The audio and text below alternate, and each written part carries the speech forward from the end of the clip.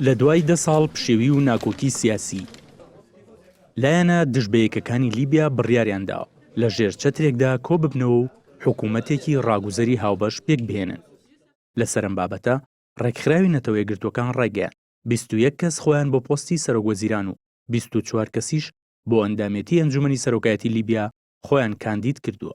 لە ناو لیستی کاندیدەکانیشدا ناوی هەریەکە لە فایز سەرڕاج سەرۆکوەزیرانی لیبیا و خەلیفە حەفتەر سەرۆکی سوپای نیشتیمانی هاتووە.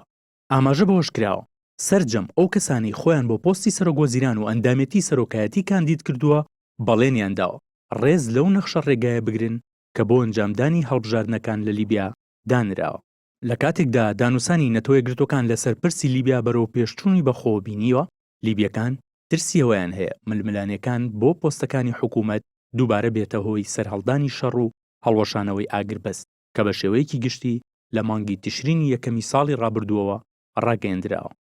ڕۆژی 28 مانگە وادەی خۆکاندیدکردن بۆ پۆستی ئەنجومەنی سەرۆکایەتی و جێگرانی و بۆ پۆستی سەرۆکوەزیرانی لیبیا کۆتایی هات. ڕۆژی دواتر نەتەوە یەکگرتوەکان ڕایگەیاند دیداری گفتوگۆی سیاسی لیبیا لە 1 تا 5 شوباتی داهات و لە شاری جنێڤ ڕۆژئاوای سویسرا ساز دەکرێت. ڕاشیگەیان پێویستە هەموو هێزە بیانیەکان و جەنگاوەرە بەکرێ گیراوەکان لە لیبیا بکشێنەوە، سەرەتا بۆ بنغازی و تەڕابلوس و دواتر لەو وڵاتە پاشەکشە بکەن، چونکە لیبیەکان لەو باوەڕەدان کە بەتەنیا دەتوانن کێشەکانیان چارەسەر بکەن.